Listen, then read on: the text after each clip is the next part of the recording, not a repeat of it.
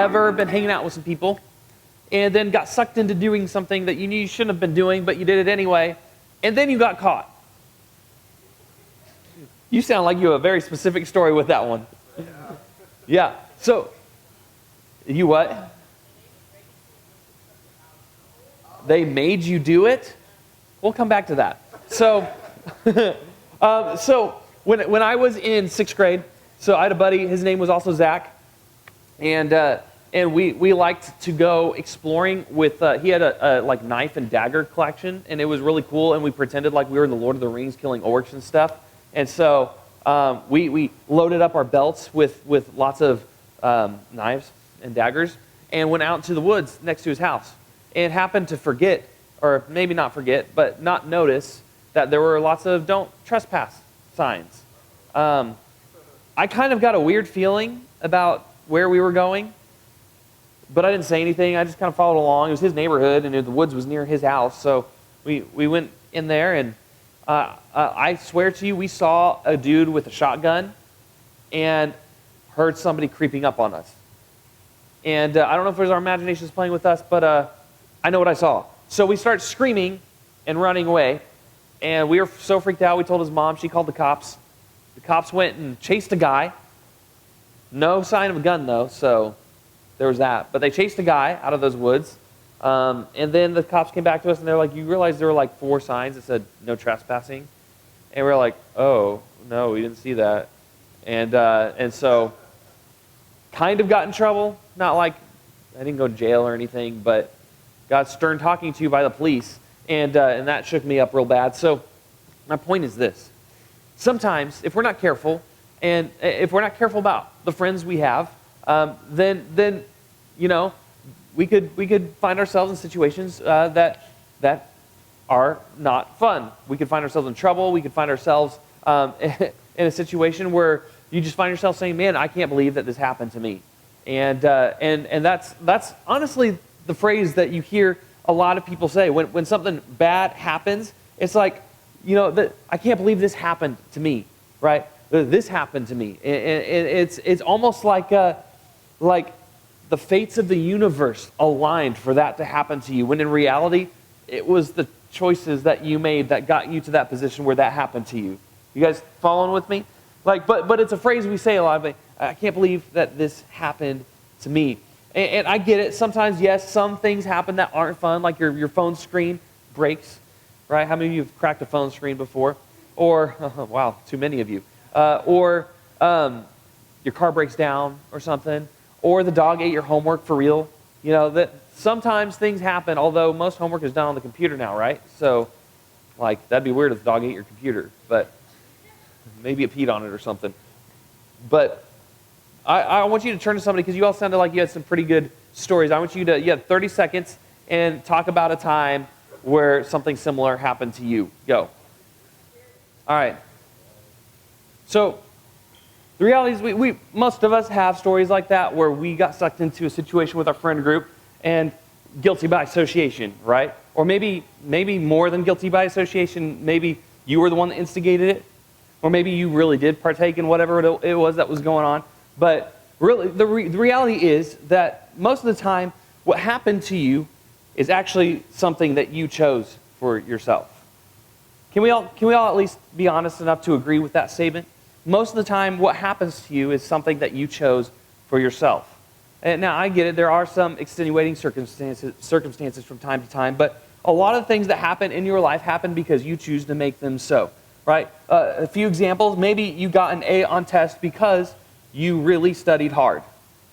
Therefore, you got the A. Or maybe you failed a class because you chose not to do your homework, right? It didn't just happen to you. It was something that you chose, whether good or bad. Maybe you got the lead or the solo in the play or the drama because you worked really hard and you put yourself out there to go audition. Or maybe you didn't get the part at all because you kept showing up unprepared, right? Maybe you didn't get in trouble because you decided to skip that party that you shouldn't have gone to.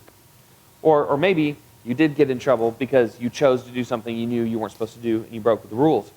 Maybe you got a starting spot on the team because you chose to show up for practice every day on time and work as hard as you possibly can, giving your all. Or maybe you got cut from the team because you kept showing up late to practice or skipping out for one reason or another. The point is, and you get the idea, most of life doesn't just happen to you. It's because of stuff that you have chosen, right? Again, knowing that there are some extenuating circumstances. But most of the time, 9 times out of 10, we have to own our own choices. Life doesn't just happen to us. We choose to go down certain paths, or we choose choices that brings life to us. And so things happen. And so often when we make these choices, maybe it's because of what I mentioned earlier. You got friends that kind of lead you in that direction. But most of the time, you don't go off just deciding to make bad decisions on your own. Usually there's some kind of influence that leads you towards the decisions that you make.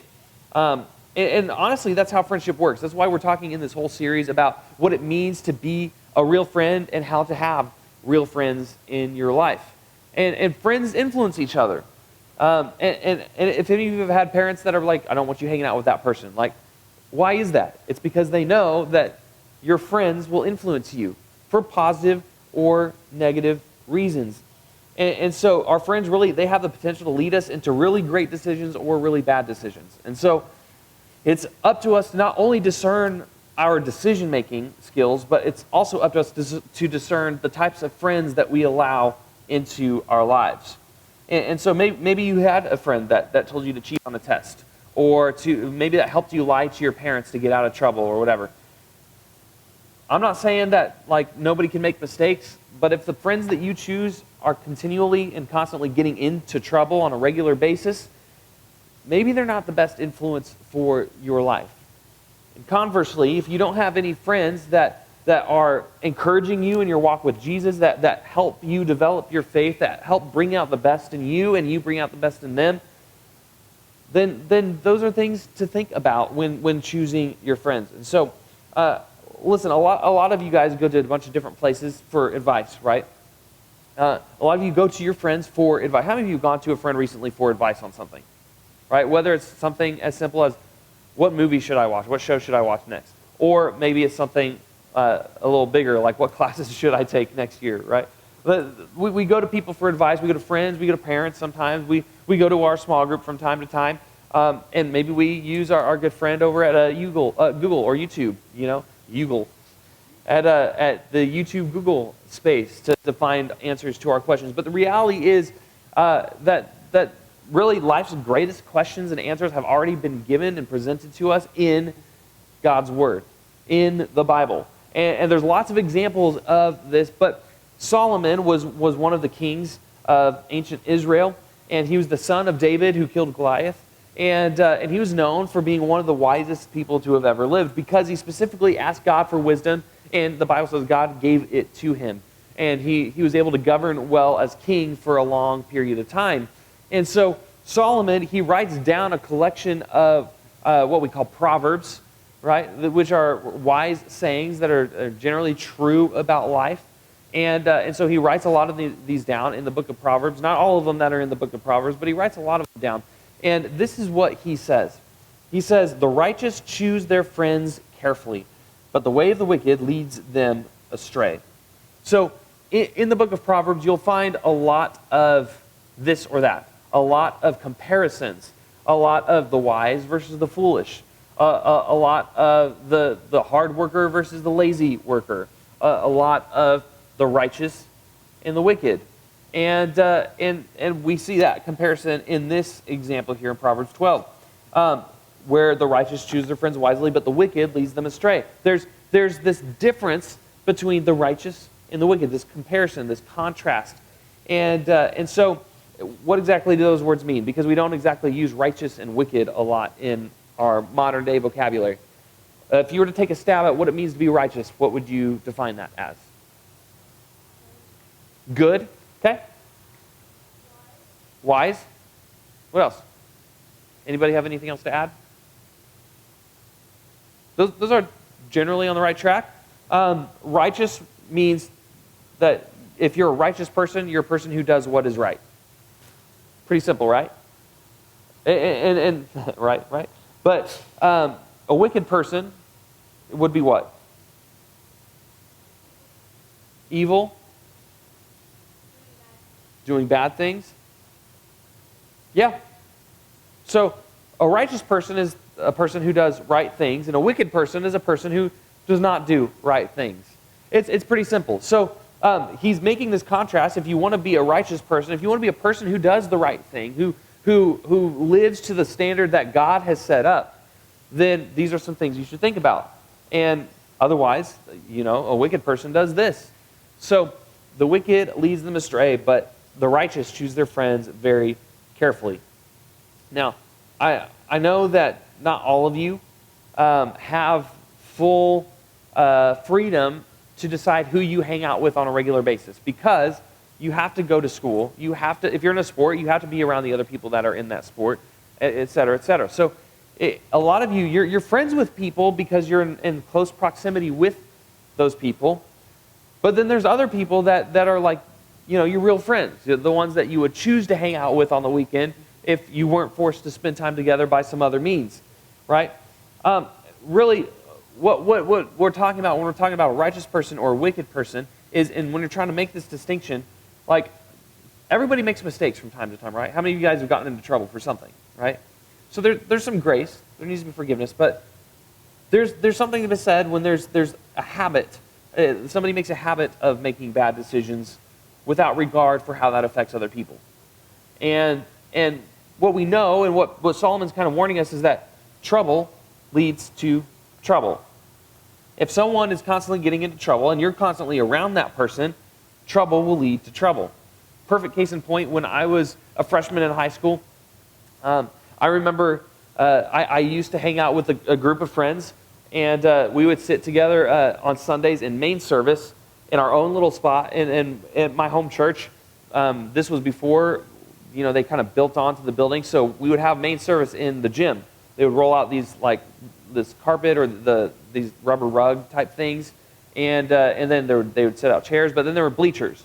So me and my friends, we would go hang out in the corner of the bleachers, and the bleachers had like these curtains that you could shut to block off the bleachers and stuff. So we would hide in the corner like behind this curtain, and we'd like mess around back there and do stuff. Be really distracting from time to time. And one particular week, I was in the nursery working. By the way, if any of you want to volunteer in the nursery, they're always looking for people. But I was volunteering in the nursery at my home church, and so I wasn't here. But I heard about the stories afterwards. And I would have been caught up with my friends had I not been working in the nursery.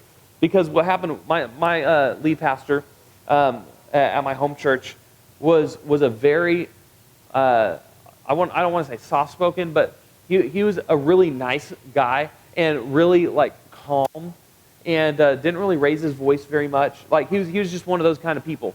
And so he would never like call people out during his sermons or anything. He would just kind of continue on. But that particular week that I was in the nursery, he had to stop in the middle of his sermon and say, boys, I know you're trying to have fun over there, but you're really even being distracting, and I can't think straight because I can hear you across the room. And if any of your parents are in the room, could you take care of that? And then he continued his sermon. And then afterwards, I heard all about it. I was like, I would have been in trouble had I been in service that day. And that was at church, right? So this kind of thing happens everywhere. But the reality is trouble leads to trouble. So be wise about the friends that you choose. And here's the reality about life. This is kind of what I want to demonstrate to you. Because am I saying that you can't have friends that aren't Christians or that share the same values as you? No, I'm not saying that. But I'm kind of saying that. And let me explain. So this is you, and you're happy, right? Can you see that now? Their glare. So this is you, and you have like friends that maybe are in your inner circle. Okay, these are the friends that you would choose to hang out with on a regular basis. They're the ones you're going to call and be like, hey, I'm going to Cedar Point, want to come? Right? These are the friends that you're going to stay up till like 3 in the morning playing Fortnite with. These are the friends that you're going to make a random YouTube video with because you think it'll be fun, right? These are the friends that you're going to hang out with because you choose to hang out with them because they're your friends. They're your real friends. They're your inner circle. These are the ones that are going to influence you the most. And these are the ones that ideally you want to also be Christian and be on the same life path as you, not necessarily like in career-wise or what they want to do with their life. That's less important. But as far as like their mission in life, to follow Jesus, to build up the kingdom, to do what is right, those are the people you want in your inner circle that are going to influence you towards God. Now, there's another layer of friends that you have, and these are like your acquaintances. These are the people, maybe, actually, they're probably more than acquaintances. They're people who you're also friends with, maybe good friends with, but they're not as close as maybe you are with a couple of other people in your friend group. Right? You know who I'm talking about? I grew up in a small group at church, and within my small group, there was one or two guys in my small group that I was really close to, that we'd been friends since like preschool. And then there was like three other guys that were in my small group that I was friends with, but they were kind of out here. I didn't share everything with them. We didn't always do everything together, but I would always call them, and we would hang out if there was a large group of us, kind of thing. Okay, then you have your outer layer of friends, and these really are just like your acquaintances. These are the people that you have band with them, and you're friends with them, and you like hanging out with them. But if you're honest, you probably wouldn't hang out with them outside of band. They're your band friends. They're the people that you play sports with that you like and you're friends with, but probably you wouldn't call them to come hang out on the weekend or go to church with you. Maybe you should, but they're the people that they're not always the first person that you call if you're going through a life crisis or something, right? These are your acquaintances, and then there's everybody else. So maybe for you it looks like you just have one really close friend that you can share everything with, and then everybody else is kind of out here. Okay, maybe you have four that are in the middle, but whatever it is, like for your life and your situation, you're going to have these layers of friendships. You're going to have your inner circle, the ones that are most influential in your life. You're going to have the friends, the good friends in your life that maybe you don't share everything with, but you're close friends with them. And then you're going to have your acquaintances, the people that you like hanging out with, but really you're just kind of friends by association. And so you've got all those layers in your life. And so what Solomon is talking about is choose your friends wisely. He's talking about these in your inner circle, the ones that have the ability to influence you the most. Because you are who your friends are. You know, they've done studies on, there's a recent study that actually came out that talked about the most common factor in those who are successful in life, who go on to make, a decent amount of money and elevate their income and stuff like that. It was mostly an economical study. But what they found was that those who were most successful grew up around or were around, put themselves around successful people. Super simple study. There was one example from that study where someone, for instance, grew up in a really rough neighborhood. Everybody was below the poverty line, but he was really good friends with a guy that was like, a couple neighborhoods away and was pretty successful.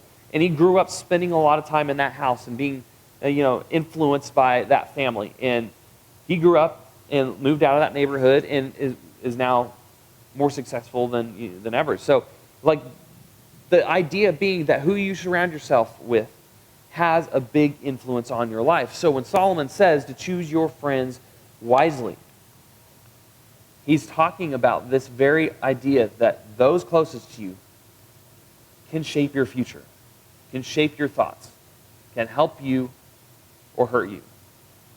And so a righteous person will choose their friends carefully. So the one application point from this week would be, one, to choose your friends wisely for all those reasons that we talked about. But secondly, to spend time with your real friends, right? Spend time and make time in your life for those people that are in your inner circle, for those people that you care about the most, the people that you're most aligned with your life goals, right? Spend your time with those, right? That doesn't mean you can't spend time with these people, but you shouldn't be spending a disproportionate amount of time with these people compared to these people. Does that make sense? These should get first priority in your life. And if you surround yourself with good friends, it will make the difference in your life. So be wise about the friends that you choose. as you guys get ready to go to your small groups, I want you to think about this question, okay? Who is the one close friend who influences your life right now? Maybe not the one, but a close friend. Who is one close friend in your life that influences you right now? As you think about that, I'm going to pray, and you go to small groups, and then to continue the discussion in there.